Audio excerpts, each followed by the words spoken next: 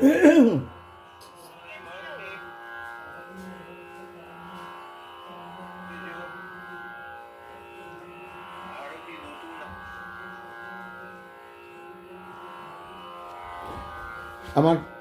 গানের প্রথম গুরুমা আলোমাসিকে জিজ্ঞেস করলাম, মাসি, পাহাড়ি রাগের মূল ভাব কী? উনি বললেন, নিশ্চয়ই নাম শুনেই বুঝতে পারছিস যে এই রাগে ফুটে ওঠে পাহাড়ি অঞ্চলের সুর, যাতে সেখানকার শান্তি, নির্মলতা ও বিশালতা প্রতিভাত হয়। এই সরল অথচ প্রাণবন্ত সুর হৃদয়কে ছুঁয়ে যায়। এতে আনন্দ ও বিষাদের প্রাণবন্ত সুর হৃদয়কে ছুঁয়ে যায়। এতে আনন্দ ও বিষাদের সহাবস্থান দেখা যায়। সুখ ঐতিহ্যের গভীরতা থেকে উঠে আসার জন্যে এতে কৌতুকেরও প্রকাশ আছে, আবার চিন্তাশীল ভাবও দেখা যায়। আমি বললাম, পাহাড়ি রাগের ওপর ভিত্তি করে কি শুধুই শাস্ত্রীয় সঙ্গীত রচিত হয়েছে নাকি লোকগীতিও সৃষ্টি করা হয়েছে? মাসি বললেন, এতে সামান্য কিছু লোকসঙ্গীত তৈরি হয়েছে, আবার বিচিত্র ও সুকোমল প্রকৃতির হওয়ার জন্যে এই রাগের কাঠামোয় সৃষ্টি হয়েছে হালকা শাস্ত্রীয় সঙ্গীত, ঠুংরি, গজল ও ভজন। এই রাগে ভক্তিরসের বাউল গান, রোমান্টিক গান, এমনকি রবীন্দ্রসঙ্গীত ও আধুনিক গানও তুই পেয়ে যাবি। আমি বললাম, এই রাগ কি মিউজিক থেরাপির জন্য ব্যবহার হয়? মাসি বললেন, অবশ্যই। পাহাড়ি রাগের সুকোমল, স্নিগ্ধ ও মধুর ভাবের জন্যে এই রাগ নির্মল পাহাড়ি অঞ্চলের ছবি তুলে ধরে, যাতে মনকে শিথিল করে, স্ট্রেস দূর করে ও শান্তিপূর্ণ পরিবেশ গড়ে তোলে। আমি বললাম, মাসি, এই রাগের পরিচিতি একটু তুলে ধরো না, এর প্রকৃতি, আরোহণ অবরোহণ। মাসি বললেন, দেখ, পাহাড় কাউকে বাঁধতে পারে না। অনেক পাথর এলোমেলোভাবে একটার উপর আরেকটা পড়ে পাহাড় সৃষ্টি হয়েছে। তেমনিভাবে শিবরঞ্জনী, ভূপালী, ভূপেশ্বরী, ইমন, কলাবতী এইসব রাগের ছায়ায় পাহাড়ি রাগের সৃষ্টি হয়েছে। তবে এর আরোহণ অবরোহণ থেকে কিন্তু কিছুই বুঝতে পারবি না। বললাম, একটু শুনি, দেখি বুঝতে পারি কিনা। তুমি বলতে চাইছো এটা সেই পাহাড়ি রাস্তা যার কোনো শুরু শেষ নেই, অবশ্যই উঁচু নিচু। মাঝে গিয়ে শোনালেন আরোহণ অবরোহণ। সরে গা পা দা সা, সরে গা পা, সরে গা পা, গা পা, গা রে সা। বললাম, সত্যি কিছু বুঝতে পারলাম না। তেমন কিছু স্বর বলো না যার থেকেই পাহাড়ি রাগের প্রকৃতি বুঝতে পারি। মাতি গাইলেন, পা ধা সা রে গা রে, ধা সা, সা রে গা পা, ধা পা, গা গা গা, রে রে রে রে, পা, গা রে রে সা, পা ধা সা, গা গা গা, গা পা, গা রে সা, সা রে গা পা, ধা পা। দেখ, এই ধাতে ছায়ের ছায়া আছে।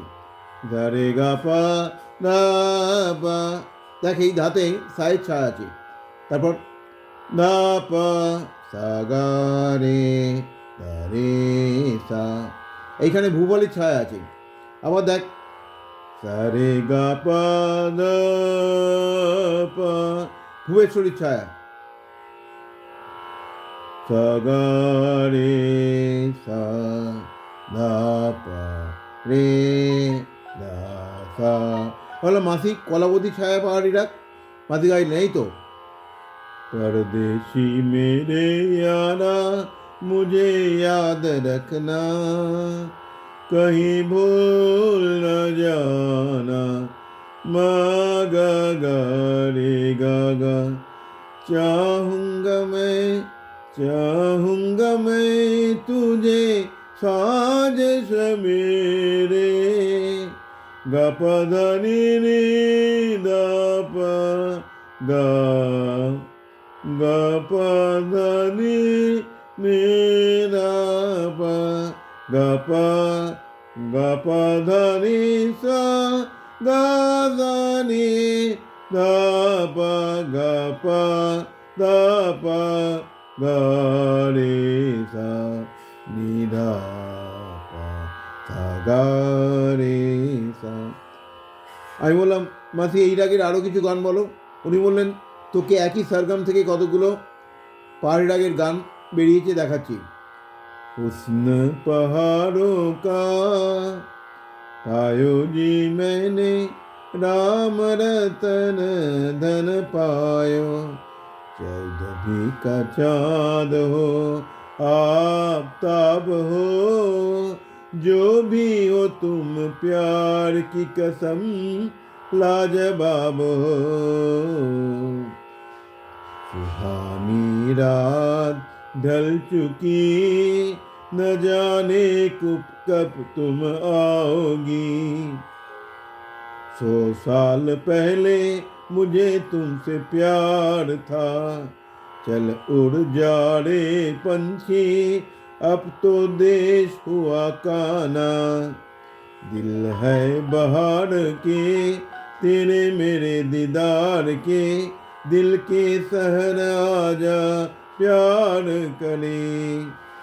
इशारों इशारों में दिल है दीवानी, जब आए मोहब्बत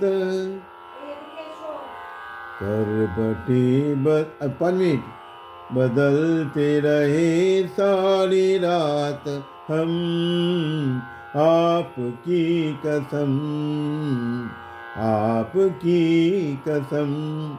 कोरा कागज था ये मन मेरा, लिख दिया नाम इसमें तेरा। तुझको पुकारे मेरे प्यार आजा, वृंदावन का कृष्ण कन्हैया, सबके आंखों का तारा। আমি জিজ্ঞেস করলাম এর আগে কোন রবীন্দ্রসঙ্গীত আছে কি? মাঝে গাইলেন অবশ্যই আছে। এ দেখ, মাঝে মাঝে তবু দেখা পাই, চিরদিন কেন পাই না। মাঝে মাঝে তবু দেখা পাই।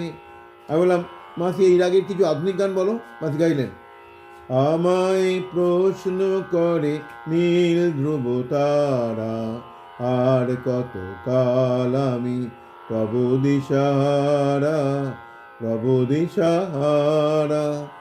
বড় একা লাগে এই আধারে, মেঘের খেলা আকাশ পারে। এই সুন্দর স্বর্ণালী সন্ধ্যায় একই বন্ধনে জড়ালে গো বন্ধু। তবে অনেকক্ষণ এই রাগের সুর শুনে শরীর মনে একটা অদ্ভুত কাজ করেছে, নিজে খুব হালকা লাগছে। বললাম মাসি আমার প্রণাম নিও, এই রাগের সুর কানে নিয়ে আমার যথেষ্ট উপকার হলো।